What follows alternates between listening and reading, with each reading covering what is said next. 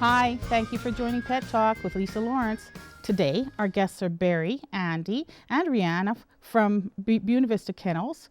Barry has worked with dogs for over 40 years and has earned a lifetime membership with the Canadian Kennel Club. Barry is a founding member of the German Shepherd Schutzhund Club of Canada and in the sport of Schutzhund. We are discussing the sport of Schutzhund or IPO training. I want to thank the three of you for coming today, and I have a million questions about Schutzhund training because I know nothing about it. So first of all, can you introduce us to your dogs? Well, these are puppies from our H litter, and they haven't been named yet, but they will end up with a name like Sun Shadows Hera or Sun Shadows Hannibal, that kind of thing. That'll be up to the owners. Having a rest on the floor here is Sun Shadows Chase and his sister, Sun Shadows Caper. These are two dogs that are fairly early and young in Schutzhund training, and they'll go on to get some Schutzhund titles. They've also got, both of them have, they've got their novice degrees, right? 2 legs. 2 legs, their novice degrees, and both of them, I think, with high scores in their class. So tell me what you're talking about with a novice degree and a high in class, what that means. Okay, Canadian Kennel Club holds obedience matches with three basic levels of obedience. Novice is the first one, then open is the next, and utility is the last. And the school that these guys work at with us supply all the training for those. And the other part, the Schutzhund part? So it's novice, open, and utility. Yeah, that's for CKC obedience. That's for CKC obedience. Yeah. And so do you have to finish that before you start Schutzhund training? No. But before you start Schutzhund training, we like our candidates who wish to join the club to take 2 levels of obedience with us. The puppy and beginners, or beginners and advanced, so that we don't have to spend time during club training times in order to teach them obedience there. Right. We have the school, the training is the same. Right. And so we get them through that. And then we get to know the dog a little better, and we get to know the people better, and we have some idea of what the dogs that they bring will be capable of. Right. Okay. So I guess the first thing I have to ask you is what type of dogs go into Schutzhund training? The rules are such that any dog of any breed and any crossbred mixed breed dog is allowed to do the sport. We're a little bit strapped for time, so far the club has always said, you know, really if you don't have a German Shepherd, then it's going to be tough to fit you in. So unfortunately it's been kind of, the demand has been growing, and we're going to have to look at that, which also means we'll have to look at separate training times and more training times. And that's tough to fit into our day. Right, because you are the president of the local right? club. Yeah. And so Schutzhund has changed its name to IPO, is that correct? Yes, it did for about 2 years, and it's just changed again to IGP, right? I think it has a lot to do with politics in Germany.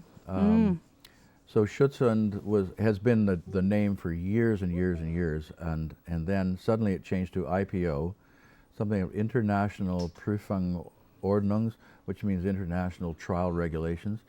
And the IGP, I haven't even had a chance to look up yet. That's within the last 3 or 4 months. I don't know why, and I don't know what it means, but we just call it Schutzhund because to us that's what it's always going to be. Right, right. So there's, can you tell me first of all what the obstacles are in Schutzhund? I always say parkour. Parkour, yeah, right. The obstacles, as in being successful, or? Well, you have to train them. Oh man, you do. I believe it's got to be the most challenging dog sport of all. There's tracking, and that takes lots and lots of time. Having the dog follow the trail of a person that has dropped items along the way, and then going along up to an hour or so later and finding those items and following the track and all the corners precisely.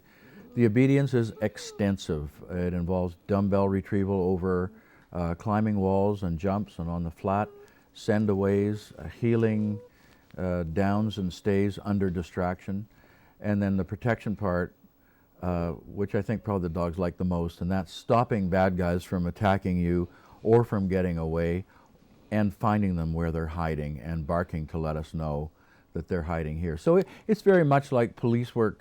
It's a lot more structured and more orchestrated. Right. So it's exciting nonetheless. And the work we do in Schutzhund is directly applicable to police work. We've worked with a lot of police officers over the 40 years. So I guess the other question is that I have then is, would you do this with Belgians? I guess you've already answered the question, right? Yeah, Belgian Malinois are very successful in the sport. They're lighter and they're faster because of it. They can jump higher because of it. In our climate, their coats are a little short. Oh, okay. Our dogs live outside. A lot of the American southern states use Malinois instead, and a lot of the clubs in the States have Malinois. Oh, okay. So our Shepherds dogs' are just coats built are for more Canada. Yeah. Yeah, exactly. Yeah. Okay. So there are 2 strains of German Shepherds. There are, aren't there? Yes. Yeah, that's happened to a lot of breeds because of shows. Yeah. And it's the split in German Shepherds happened about the 60s, and the show dogs went off in one direction, and in the United States they went off in a totally, really, really different direction. Very sloped backs, and long, narrow collie type noses, and back ends that were questionable. Right. In Germany, they've maintained a lot of structural integrity, but you can tell the show dogs from the working dogs. They're in the eyes of many much more beautiful, not so much in our eyes. Yeah. And they're not interested in working particularly, although many do get titles through various courses that we will not discuss. So can you, first of all, what is drive? And is that a word that you use? Yes, it is. We use it a lot. With our dogs, there's a drive to work. That's an overall, and we look for that in our breeding dogs. A lot of curiosity and wanting to get involved in things and tirelessness.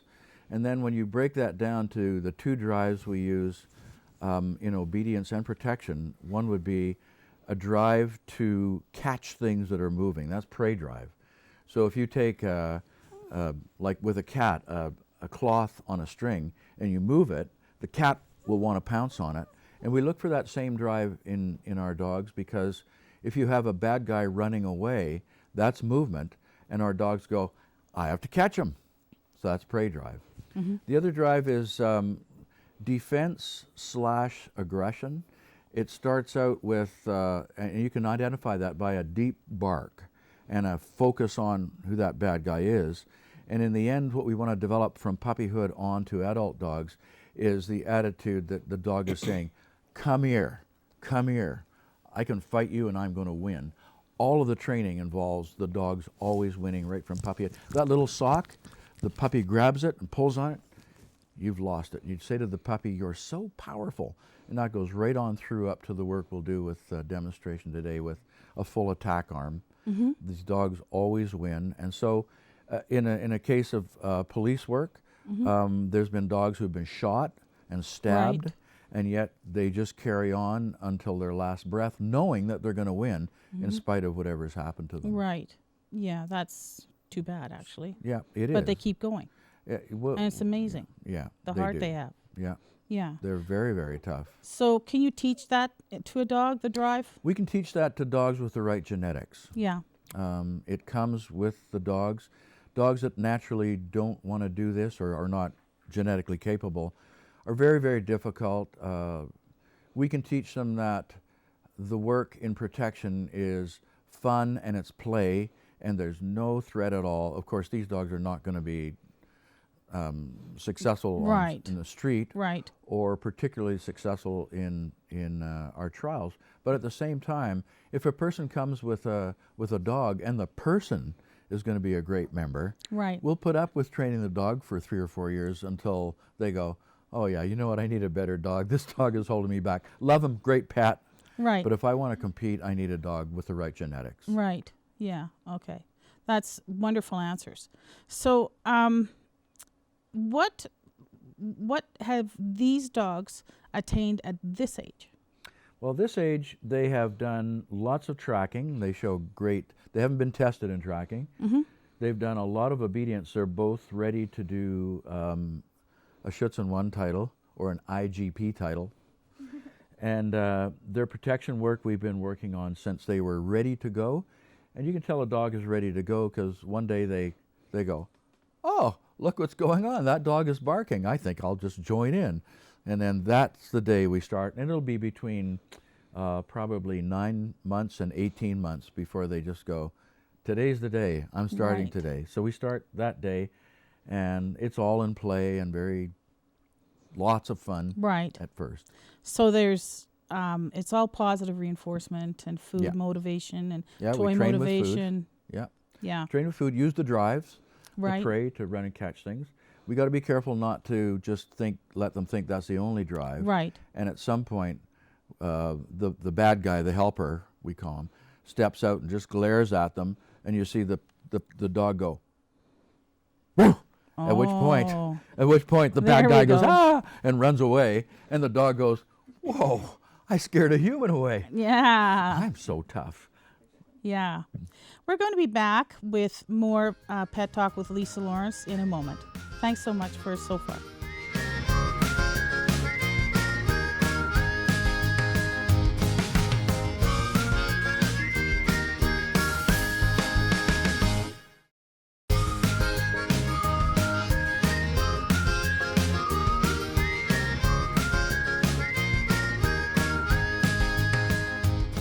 Welcome back to Pet Talk with Lisa Lawrence. After getting a slobbery face from my puppy, we're going to be doing some Schutzhund work with our guests. So I'm going to let Barry take it away and work with these dogs. Good. Well, we do tracking, which is going to be very difficult to show in the studio because it's done outside on grass over multiple acreage. We can do a little bit of obedience here, and I want you to keep in mind, though, that this is done on a full-size soccer pitch or football field, and so the dogs have like 100 yards to work in. And a lot of our stuff is done very, very long healing patterns, long recalls, and long send-outs. So we'll get Andy with Caper to do some short work here with healing. Here she is. Ready? Yep. Got to sit straight. We're Good girl. marked for that. That's it. Go ahead. Good girl. Yep. Dog has to stay with her That's it. shoulder beside Andy's Good knee, girl. which she does, There you and be go. focused and look happy. Good girl. Are you ready? Yep. Are you ready? And when we come to a halt, she sits Sit. and stays. There's a stay Oh, what and a pepper. return. That's about 30 yards in a trial. Ready? Yep. There you go. More space. Yeah, there you go. Good girl. All right. Down. Good girl. Down on command. And she'll do a recall here. Caper, come. Good They really get going fast when there's 60 yards involved. And a finish. Phew. Goes around.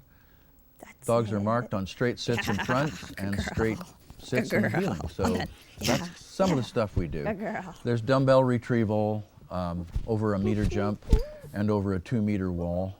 And a send out that's about 60 yards away with a down at the end. They have to down when you tell them. So it's fairly extensive, and it takes a couple of years of training to get there. I also wanted to mention that it's interesting, the ratio of males to females in the sport, and I'm talking about the handlers. I think there's probably, about this ratio right here, probably 2 ladies to every man in the sport, and it only would be worse in horses, I think, with almost 99% ladies, right? So I always tell guys, if you want to meet somebody who loves dogs, our sport is the place to be. Right. Yeah. Exactly. Good. That's wonderful. Next we can do some protection work. Excellent. Okay, so I've got this modified welder's coat on, and all it does is stop the claws from scratching. In the trials itself, the helpers, the bad guys, wear well-padded pants just in case a dog was to bite them there. And if that happened, the dog would be dismissed immediately. It's not like police work where the dog can bite anything that it can reach. In our sport, they have to be biting the sleeve, and the degree and the power that they put into the sleeve is given a mark. So a dog who bites this sleeve right to the back of the jaw and holds still and doesn't shake and doesn't move is going to get a much higher score than a dog who just nips the end and shakes it. That shows a lot of stress. So these dogs have been brought along to do this properly, and both of them have a very nice bite. So how about can we work here? Is that going to work? And we'll have Chase come in on leash and bark at me. All right. All right? You can do that, buddy. So Chase, hey. what's that? What's that? Watch. Watch. Atta boy. Watch. Watch. Atta boy. Watch. Closer. Closer. Watch. Atta boy. Watch him. Atta boy. Watch him. Yes. Oh, you're killing me. Buddy. Oh, you tore my arm off. Good job, buddy. That's a stop. Well done. What a good boy. Good puppy. He's quite proud of himself. You notice his sister is a little upset because she didn't get the... All right, so we'll just do a runaway, an escape. I'm going to take him back to the bit further there. That should work, okay? He's not going to have very good traction here. Okay, let him go. Oh! And I threaten him, and he doesn't let go. I threaten him, get his leash, will he let go? Now, and the important part of it is, okay, out. Out. Out, out, Out. Good boy. out, out. Good boy. Watch. Good boy. Okay. Very well done. There you go, buddy. You got it. Oh, so happy. So that would actually be a failure in a trial, because our dogs, by the time they reach 2 and 3, know that out means they have to let go. They don't want to let go, but they have to let go. And if you have to tell your dog 3 times in a trial, the judge goes, goodbye, train your dog better. Mm-hmm. But he's just learning now. He's just learning. Right. If you, I don't know whether the camera can really? see, but this is a perfect bite. I'll just turn him a little bit. You can see that that sleeve goes right to the back of the jaw, and he's still and calm and confident with that. And that's what judges look for on this, because if we applied this to street work and police work, then the bad guy would have 4 holes from the canine teeth in his arm or leg, and instead of being chewed up all over the place. This is ideal. No lawyer can say excessive force was used in a case where there's only 4 holes Right. in a suspect's arm or leg. So talking about that, you have been called as a witness for several cases. Right. So is that the reason that you've been called, or? Oh, it varies. The one case I remember in Queen's Bench Court here, the defense was trying to say that could this police dog have found this person who is hiding in a hedge beside a house, and they thought that perhaps if the wind was different, the dog wouldn't have found it, and maybe the handler didn't do it right. And I just said no, the dog had every chance to find whether the wind was right or not, and the dog did find the guy. It turns out he was related to the house that he had broken into, and it was pretty obvious that. And then I had never been called on excessive force. I did make some comments about barking versus biting when they find a bad guy, but that's up to each department and what they want to do. And it changes as handlers and the trainers change in the department. Mm-hmm. Is there anything else you wanted to show us, Barry, or that was pretty amazing? Think of anything? That was pretty great. Yeah. I'm just really impressed. You can tell they love their work, right? Yes, exactly. They think And one of that's the all things fun. that I loved is actually the reason he's so excited is he saw the bite happen and he started biting my finger and he wanted to go and run. You want to go? So that shows drive. I mean it. I'm Let's serious. see. Let's see. What do you think? Okay. Get it. This is one of the things they do. There's a lot of messages on this sleeve. Yeah. And it has to do with the saliva and the odors that come off And the the sleeve. cortisone and what's Yep, going through. and these guys, they check that out, and it's very, very interesting to Yeah. them. Yeah. Well, I can tell that he has it. That a boy. What do you smell? Yeah, exactly. stuff. So, so the next thing is, I guess one of the things that I have to ask is, when we're talking about training, I noticed that you have pinch collars on the dogs. We don't call them pinch collars anymore. Prong collars. Yeah. So can you tell me, a lot of people are against prong collars. I know. So can you tell me the reason for that, and not why they're against them, but why you use them? Yeah. Well, I first of all, I think the reason people are against them because they look horrible, and then they imagine that if that prong collar were to be around their own neck, how much that would hurt. We don't use them. We don't use them to hurt the dogs. The thing is that if we were hurting the dogs, they would not perform well. You can't make any creature, including us, perform when there's pain and discomfort involved. What the collars represent is the fact that I can, like your mother did when you were this age, because these guys get nips from their mom all the time for being too aggressive with her. So they learn bite inhibition that way. We put a collar on a dog, and once we've trained the dog, I use the example of sit. We do 1,000 sits with the dog. The dog sits, they get a reward each time. And then you say to the dog, sit, and they go, well, no, I don't want to because I'm interested in what's going on over there. Then you can say, sit, give the collar a little tick. The dog goes, you just bit me, you must be my mom. And we use these collars, we bite with the collar far less hard than another dog would bite an underdog for misbehaving. Right. And then plus we have the added advantage of being able to say, and now you're good, now you're sitting. I know you just got a bite a second ago, and then you sat, good choice, now I'm happy with you. So I guess that's one of the things that I want to finish with is the importance of timing. Totally.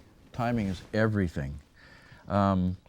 If you can get the dog the minute it starts thinking, I don't have to sit, and give them a little nick with the collar, and then they go, then they sit, and then you tell them how good they are. Immediately when their back end touches the ground, then they'll start to understand. I can't think of a tool that's ever been invented that makes it clearer for dogs to understand whether you're happy or unhappy. And dogs make their living by making us happy. That's why we feed them.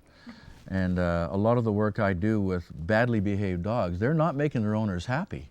Right. And so I just show the dog and the owner how that communication goes. And when they get it, you've got a happy dog and a happy owner at the same time. Right, and that's what's important. Yeah, really important. Yeah. Well, I want to thank the three of you and the three of you and the puppies for coming on to our show. I guess that's 4 dogs. Yeah. On to Pet Talk today. It has been so much fun and so entertaining. And for those of you who want to go out to the Schutzhund match this summer, when will that be? We've got the national championships here in July 31st to August 4th at Gordie Howe Bowl. Fantastic facility. And we'll have other entertainment like many of the sports that you're going to talk about, dog sports. We'll do some halftime shows and that kind of thing. Probably the 40 best dogs in Canada in the sport of Schutzhund will be here. And they'll be competing to get on the Canadian team to go to Europe for the World Championships. So. And is there a website that we can go to? Yeah, I think our club website, it's saskschutzhund.ca, and all the information is there. So thank you to the three of you, and we hope that all of you have a good week.